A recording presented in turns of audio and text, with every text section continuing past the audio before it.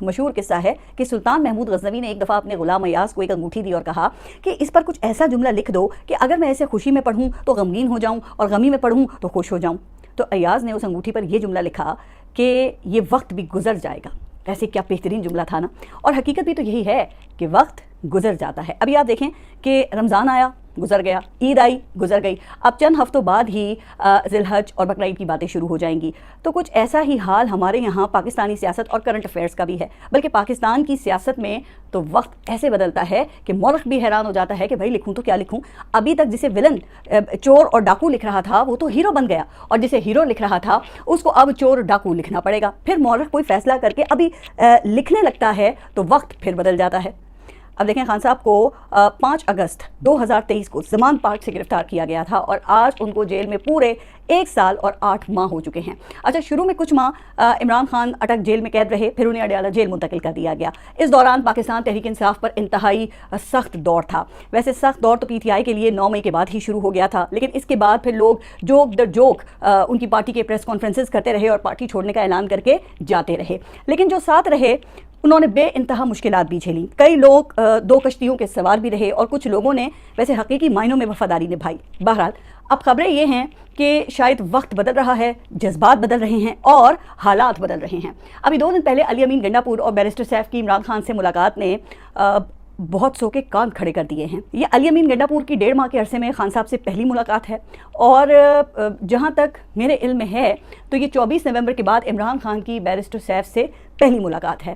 اب جب بھی اس قسم کی ملاقاتیں ہوتی ہیں نا تو پھر آپ نے دیکھا ہے کہ جتنے منہ اتنی ہی باتیں ہوتی ہیں. اچھا, اس ملاقات کی سب سے اہم بات یہ تھی کہ اس ملاقات میں علیمہ خان اور بشرا بی بی دونوں شامل نہیں تھیں, اور قرینِ قیاس یہی ہے کہ علی امین گنڈاپور اور بیرسٹر سیف دونوں بہت اہم پیغام لے کے خان صاحب کے پاس اڈیالہ جیل گئے تھے.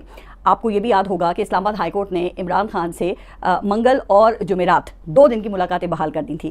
پھر عدالت نے حکم دیا تھا کہ عمران خان سے ملاقات کے بعد میڈیا سے کوئی گفتگو نہیں ہوگی. سلمان اکرم راجہ جو نام دیں گے صرف وہی لوگ ملاقات کر سکیں گے. لیکن اس کے بعد خود سلمان اکرم راجہ کو اڈیالہ جیل میں عمران خان سے ملاقات کرنے کی اجازت نہیں ملی, جبکہ اعظم سواتی کو ملاقات کی اجازت مل گئی تھی. اور اعظم سواتی کے حوالے سے بھی آپ کو علم ہے کہ جب عمران خان نے وہ 22 اگست کا جلسہ ملتوی کرنے کا اعلان کیا تھا تو اس سے پہلے بھی اعظم سواتی ہی صبح سویرے عمران خان سے ملاقات کرنے کے لیے گئے تھے, اور ان کی ملاقات کے لیے اڈیالہ جیل کے دروازے خصوصی طور پر کھولے گئے تھے. لہٰذا یہ ملاقاتیں بھی انتہائی اہم ہیں. اب ان ملاقاتوں کے بعد روایتی قسم کے ٹکرز جو میڈیا پر چلے, آپ سب نہیں دیکھے, وہ اس قسم کے تھے کہ 2.5 گھنٹے کی اس ملاقات کا محور اسٹیبلشمنٹ سے مذاکرات تھا, اور علی امین گنڈاپور, بیرسٹر سیف, یہ دونوں مل کر بانی پاکستان تحریک انصاف کو قائل کرنے میں کامیاب ہو گئے. اور بانی پاکستان تحریک انصاف عمران خان نے علی امین گنڈاپور کی پیشکش پر نیم رضامندی ظاہر کی ہے. تو خان صاحب نے علی امین گنڈاپور اور بیرسٹر سیف کو اسٹیبلشمنٹ سے مذاکرات کا ٹاسک دے دیا ہے, اور اسٹیبلشمنٹ سے مذاکرات میں کسی پیش رفت تک اس کو خفیہ رکھنے پر بھی اتفاق ہوا ہے. اچھا, اب علی امین گنڈاپور نے صوبائی معاملات پر بھی بانی پی ٹی آئی کو بریف کیا, اور ملاقات میں قیادت پر سوشل میڈیا پر جاری تنقید بھی زیر بحث آئی, جبکہ ملاقات میں اداروں سے ٹکراؤ کی پالیسی پر نظر ثانی پر بھی بات ہوئی ہے. اچھا, اب جو پاکستان تحریک انصاف ہے وہ آفیشلی ان تمام باتوں کی تردید کر رہی ہے, اور وہ یہ کہتے ہیں کہ جی خبریں حکومت کی طرف سے جاری کی گئی ہیں. لیکن دیکھیں, اب یہاں پر یہ سوال ہے نا کہ یہ افراد جن کے اسٹیبلشمنٹ کے ساتھ روابط ہیں, اور یہ سبھی کو معلوم ہے, کوئی ڈھکی چھپی بات نہیں ہے, تو ان کو عمران خان سے ملاقات کی اجازت کیسے مل گئی؟ اور پھر جب عدالت کی طرف سے پریس کانفرنس کرنے سے منع کیا گیا ہے تو پھر ملاقات کے اندر کی خبریں میڈیا پر کیسے چل گئیں؟ اب بہت سے صحافی آپ کو اس قسم کی خبریں دیں گے کہ جی اس وقت عمران خان کے جیل سے باہر آنے کا کوئی امکان نہیں ہے اور وہ لمبا عرصہ جیل میں رہیں گے, اور کچھ صحافی جو ہیں وہ اب یہ خبریں بھی دیں گے کہ عمران خان چند دن میں ہی باہر آ سکتے ہیں. اچھا, میرے پاس خبر یہ ہے کہ عمران خان کی اسٹیبلشمنٹ سے بات چیت کا دروازہ جو بند ہوا تھا وہ اب دوبارہ کھل گیا ہے, اور یہاں پر فرق یہ ہے کہ پہلی مرتبہ عمران خان نے بھی اسٹیبلشمنٹ کی شرائط پر بات کرنے کا ٹاسک دے دیا ہے. شاید اسی لیے خبر میں اس کو نیم رضامندی لکھا گیا ہے, تو آپ اس کو نیم رضامندی ہی سمجھیں پھر, کیونکہ بہرحال مذاکرات کے نتائج کے حوالے سے کوئی پیش گوئی کرنا تو مشکل ہے. لیکن یہ سب دیکھتے ہوئے میرا تجزیہ یہ ہے کہ مذاکرات شروع ہونے کے بعد پہلا مرحلہ اب CBMs یعنی کہ کانفیڈنس بلڈنگ میئرز کا ہوگا.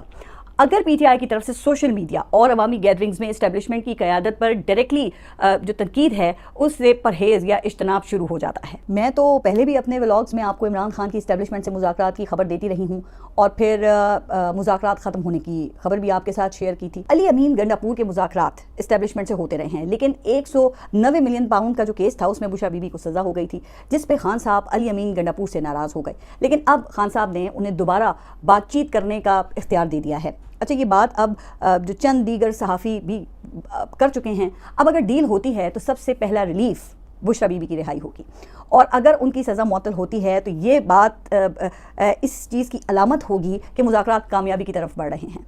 और जिन इक़दामात को इस्टेब्लिशमेंट मुल्क दुश्मनी से ताबीर करती है उनसे रुक जाया जाता है, तो फिर इसका मतलब ये है कि मुज़ाकरात शुरू हो गए हैं। यहाँ मेरी पाकिस्तान तहरीक इंसाफ से मुराद सिर्फ पीटीआई के ऑफिशियल सोशल मीडिया हैंडलर्स और पीटीआई से वाबस्ता अफराद हैं। जो बैरून मुल्क मुकीम सहाफ़ी और यूट्यूबर्स हैं तो वो तो अपना बयानिया बनाने में बिल्कुल आज़ाद हैं। बहरहाल देखें, अगर ये सब होता है तो इसका मतलब ये है कि इमरान खान के मुज़ाकरात अब आगे बढ़ने लगे हैं और एतमाद की बहाली का मरहला शुरू हो गया है। अब ये मरहला शुरू होने के बाद जो अगली बात आप सुनना चाहेंगे वो यकीनन ये होगी कि कप्तान जेल से बाहर कब आएगा। और ये बात सिर्फ पीटीआई सपोर्टर्स ही नहीं बल्कि मुल्क का हर शहरी, चाहे उसका ताल्लुक किसी भी सियासी जमात से हो, वो सुनना चाहता है। चूँकि पाकिस्तान तहरीक इंसाफ के मुखालिफिन के लिए भी ये इतनी ही अहम खबर है जितनी कि पीटीआई के सपोर्टर्स के लिए अहम है। तो मेरा ख्याल ये है कि इमरान खान की मशरूत आज़ादी अब ज़्यादा दूर नहीं है। इसकी एक सूरत ये हो सकती है कि वो रिहाई के बाद शायद बनिगाला शिफ्ट हो जाएं, और दूसरी सूरत ये हो सकती है कि वो खैबर पख्तूनख्वा शिफ्ट हो जाएं, और इन दोनों सूरतों की गुंजाइश बिल्कुल मौजूद है। अच्छा, फिर परवेज़ इलाही का 2 साल चुप का रोज़ा रखने के बाद इस मौके पर अचानक एक्टिव हो जाना ये भी मानी खेज़ है। अब देखना ये होगा कि परवेज़ इलाही किस हद तक एक्टिव होते हैं। बादियों नज़र में क्या उनको पंजाब में चचा भतीजी के मुतबादिल के तौर पे सामने लाया जा रहा है? अच्छा, वैसे ये भी मुमकिन है कि मुस्लिम लीग नून की तरफ से तलाल चौधरी को वज़ारत दाखिला में दाखिल करने के बाद ये मोहसिन नकवी का अपने दोस्तों की मदद से जवाबी इकदाम हो। यानी कि उनकी मुलाकात मियां नवाज शरीफ और मरीम नवाज़ के साथ करवा तो दी गई है, लेकिन साथ ही परवेज़ इलाही को आगे करके एक पैगाम भी दे दिया गया है। लेकिन ये भी खान साहब के रवैये पर ही मुनहसर है। अगर मुज़ाकरात के दौरान खान साहब के सामने कोई ऐसी शर्त आती है जिसे इमरान खान मुस्तरद कर देते हैं तो मामला दोबारा उसी सतह पर वापस भी जा सकते हैं। खैर, इस वक्त जब मैं ये व्लॉग कर रही हूँ तो सूरत हाल यही है कि खान साहब की रिहाई अगले 2 से 3 माह में मुमकिन नज़र आती है। अभी आप देख रहे हैं कि खान साहब का जो एक्स अकाउंट है वो भी खामोश है। अगर ऐसा होता है तो फिर आप अगले 2 साल में कबल इस वक्त इलेक्शंस भी देख सकेंगे, और शायद 1970 के बाद पाकिस्तान का ये वो वाहिद इलेक्शन हो जो ऐसे रूल्स ऑफ गेम्स के तहत लड़ा जाए जिस पर सबकी रजामंदी हो। अच्छा, अब मैं ये बात क्यों कर रही हूँ? इसकी एक वजह कल वज़ीर आज़म शहबाज शरीफ का कौम से खिताब था। जी हाँ, कल वज़ीर आज़म शहबाज शरीफ ने कौम को बिजली के नरखों में कमी की खुशखबरी भी सुनाई। वैसे पाकिस्तानी हुक्मरानों के लिए रिलीफ का टॉपिक बड़ा ही मज़ेदार और पुरकशिश है। आवाम को ये रिलीफ बाकायदा एहसान के साथ देने के लिए ही हुक्मरान पहले आवाम की ज़िंदगियाँ मुश्किल से मुश्किल तर बनाते हैं और फिर उस मुश्किल में कुछ कमी करके रिलीफ का एहसान करते हैं।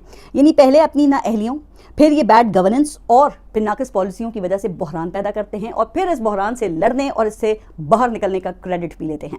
तो है ना मज़ेदार कहानी? बस यही है इस मुल्क में आवाम के लिए रिलीफ की छोटी सी कहानी, और यही कहानी बरसों से हुक्मरान दोहरा रहे हैं। बहरहाल वज़ीर आज़म शहबाज शरीफ ने बिजली के घरेलू सार्फिन के लिए कीमतों में ये 7 रुपये 41 पैसे फ़ी यूनिट कमी का ऐलान किया था।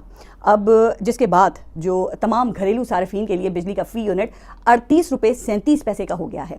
अच्छा, इसी तरह जो सनती सार्फिन हैं उनके लिए 7 रुपये 59 पैसे फ़ी यूनिट कमी का ऐलान किया है, जिसके बाद ये सनती सार्फिन के लिए बिजली का फ़ी यूनिट 40 रुपये 60 पैसे का हो गया है।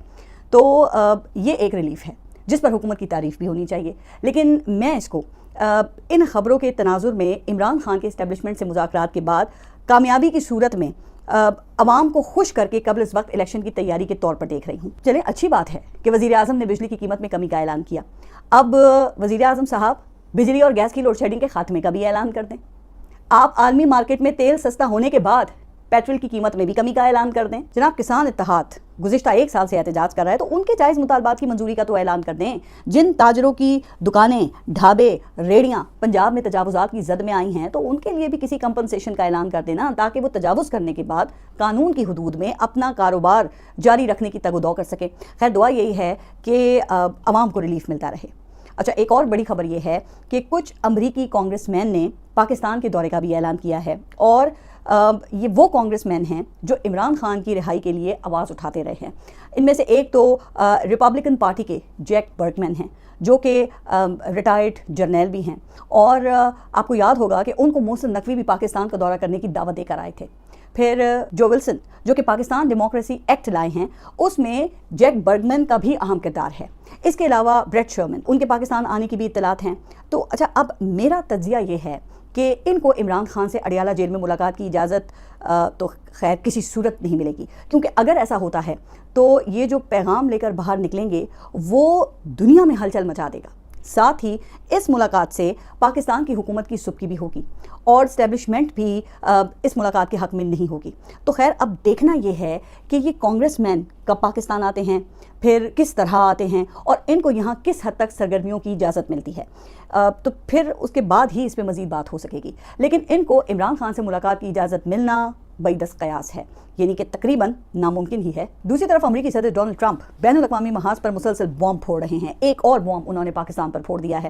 انہوں نے کئی ممالک سے امریکہ امپورٹ ہونے والی اشیاء پر نئے ٹیرف کے نفاذ کا اعلان کیا ہے, اور ان ممالک کی فہرست میں پاکستان کو بھی شامل کرتے ہوئے اس کی جو امریکہ برآمد کی گئی مصنوعات ہیں اس پر یہ 29% ٹیرف عائد کرنے کا اعلان کر دیا ہے. اچھا, پاکستان کے علاوہ پھر یہ چین, انڈیا, ویتنام اور بنگلہ دیش کی امریکہ بھیجے جانے والی مصنوعات پر نئے ٹیرف کا اعلان کیا گیا ہے, جس میں یہ انڈیا کے اوپر 26% اور بنگلہ دیش پر 37% ٹیرف عائد ہوگا. اچھا, اب یہ ٹیرف پروپورشنیٹ ہے, یعنی کہ ٹرمپ کہتے ہیں کہ جتنا ٹیرف یہ ممالک امریکی مصنوعات پر لگاتے ہیں تو اسی حساب سے وہ ٹیرف ان ممالک کی امریکہ میں جو مصنوعات ہیں ان پر لگائیں گے. لیکن چونکہ ٹرمپ پاپولسٹ لیڈر ہیں تو وہ ہمیشہ مقبول ہونے والے کام کرتے ہیں, تو ان فیصلوں کے یقیناً امریکہ پر منفی اثرات ہوں گے. اچھا, ایک تو امریکہ میں مہنگائی میں اضافہ ہوگا, دوسرا امریکہ کے ان ممالک سے جو تعلقات ہیں وہ خراب ہوں گے جو کہ کینیڈا اور یورپ سے پہلے ہی شدید متاثر ہو چکے ہیں. تو پھر اب دیکھتے ہیں کہ حکومت اس سلسلے میں کیا کرتی ہے. کیا ہم جو امریکی مصنوعات ہیں اس پر ٹیرف کم کر کے اپنی مصنوعات پر ٹیرف کم کروا پائیں گے؟ یہ تو خیر وقت ہی بتائے گا. لیکن ٹرمپ نے ورلڈ آرڈر تبدیل کر دیا ہے. پاکستان کو اس سلسلے میں جس یونٹی کی ضرورت ہے وہ بدقسمتی سے ہمارے ہاں تو موجود نہیں ہے. اچھا, آخر میں خبر صدر مملکت آصف علی زرداری کے حوالے سے بھی ہے, اور خبر یہ ہے کہ زرداری صاحب کرونا کا شکار ہو چکے ہیں اور شدید علیل ہیں. تو ان کے حوالے سے مختلف افواہیں بھی اس وقت زیر گردش ہیں, اور ان کے 23 مارچ کی تقریب میں جو انہوں نے خطاب کیا تھا اس کے حوالے سے بھی کافی چہمگوئیاں ہوئیں, جس میں وہ بڑے کمزور اور نئیف دکھائی دیے, اور ان کی آواز سن کر تو سبھی ڈر گئے. تو اللہ تعالیٰ ان پر اپنا کرم کرے اور سب کے لیے آسانی فرمائے.